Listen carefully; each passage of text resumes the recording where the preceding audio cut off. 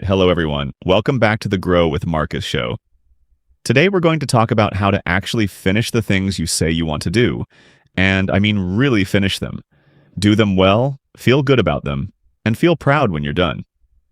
I think this is something a lot of people are struggling with in life. We want so many things. We plan to study this, we plan to start that. We like this, we want to try this. We're passionate about that. At least we think we are, and we want to give it a shot. And usually, it doesn't go anywhere, right? At some point, we circle back and say, okay, I'll try again. And most of the time, it fails again. So this episode, even though it talks about one problem, actually solves two problems. Because these two always come together. When you're able to do one, you naturally solve the other. When you complete the things you want to do, of course you avoid that feeling of disappointment. Why can't I do the things I say I want to do? Right? So this is something I truly hope will help all of you. I really hope it's useful. I really hope you can apply it to your life. Because at least from my perspective, I've seen that it works. At least from where I stand, it has helped me so much. So, what do? Step 1. If you want to complete the things you say you want to do, is this. Temporarily forget what you want to do. What matters first is checking how much capital you actually have. And by capital, I mean two things. First, your time. Second, your energy level. You have to check this first for me.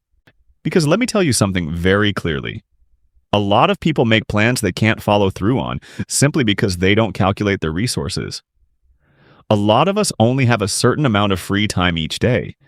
And within that free time, the amount of energy where you're actually sharp, actually focused, actually excited, that's even less, sometimes much less.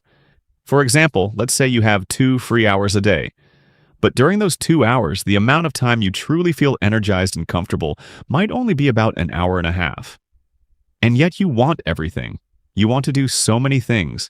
You want 5 or 6 passions. You want so much. Of course you're going to fail. Of course you're not going to get it done because clearly you want a lot, you plan a lot, but your capital is limited. Now, so how are you going to finish anything, right? A lot of us want to learn Spanish, learn Chinese, learn an instrument, play sports, go to the gym. So many things. But we forget one basic, foundational question. How much do I actually have in my hands? We don't calculate that. That's like having $2,000 and wanting to buy a huge house. How? Or having $50 and wanting to buy the most powerful flagship phone on the market. How are you going to buy it? You can't. If you don't have enough money, failure is guaranteed. So from what I've observed, people who make a lot of plans and want a lot of things but can't follow through, it's usually because they don't have enough capital. Small capital but big desires. How can you purchase anything? The $50 flagship phone example is easy to understand because it follows a clear rule. And if that's true for something simple and material, then for something much harder, like building a habit or succeeding in a field, if you don't have enough capital, you absolutely cannot complete it. So step 1 is always, how much capital do I have? Now go ahead and calculate it. The best way to do this is to track it daily and then add it up. First example, check what hours you're actually free and how many total hours that is.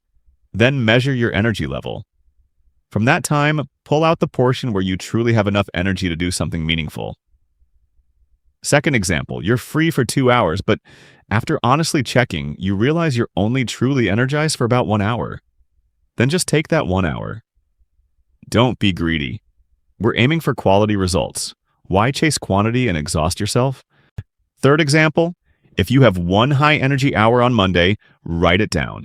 If on Tuesday you have an hour and a half, write that down too. Keep adding it up. Let's say after a full week, you realize you actually have about 10 hours of truly high quality, high energy time. Then you're done with step 1. See, I'm showing you how to think in terms of resource allocation. So later on, if you become a leader, if you have to allocate resources to a project or anything else, you'll already know how to think this way. Because you can't want to build a mountain when all you have are a few small rocks. How are you going to do it? That's step 1. Now, step 2. What do we do next? you start choosing what is worth allocating those resources to. Because your resources are limited. If your total weekly high energy time is only about 10 hours, that's it. It may be in the future, if you get healthier, exercise more, become stronger, wiser, you might increase that to 15 hours, but that's for later. Right now, let's say after doing the math, you truly only have about 10 hours. How are you going to divide that among 100 goals? Even dividing it among 10 goals is already difficult, so you have to be selective. In short, list what you want. I want to do A, I want to do B, I want to do C. Then from that list, choose only a few things to allocate those 10 hours to. Maybe divide it into 3 main areas, because you only have 10 hours. If you spread it too thin, how are you going to become skillful? Where's the time to practice? Where's the time to immerse yourself, right? For example, maybe you decide, I'll spend 3 hours a week learning Spanish. I'll spend about 3 hours at the gym, maybe 3 sessions, and I'll use the remaining 4 hours to study economics. Just as an example. All right, so that's 1 week.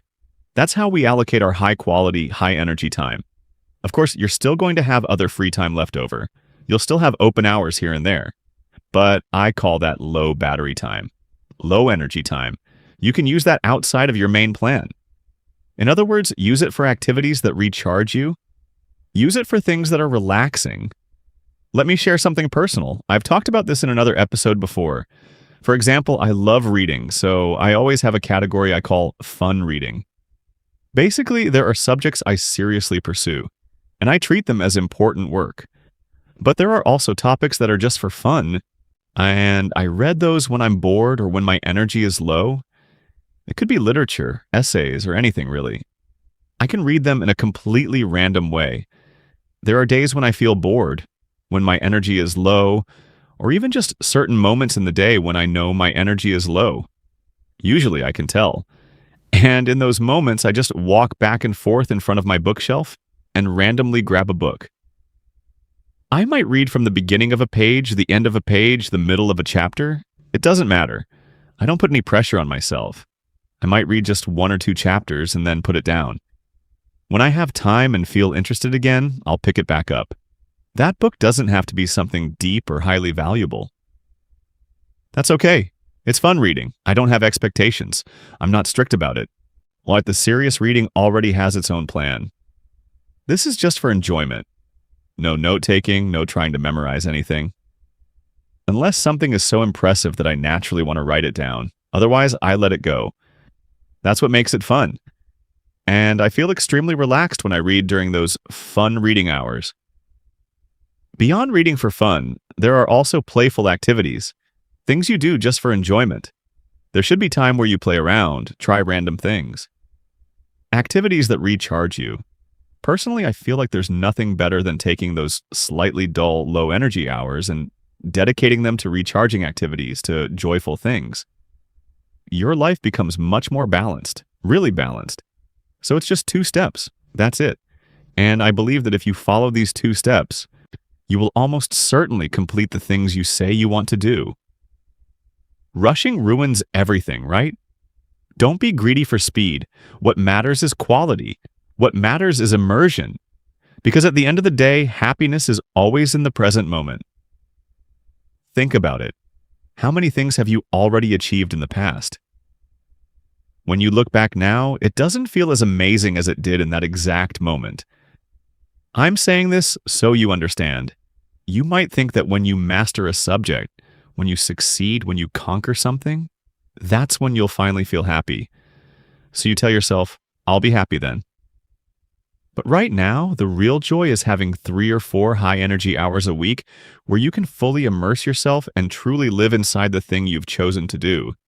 The thing you believe matters. So just keep going steadily. Little by little, you'll get there. You will finish. At the very least, you'll feel real progress compared to your past self. That's what I wanted to share with you today. I hope it's helpful, and for now, goodbye. I'll see you in the next videos.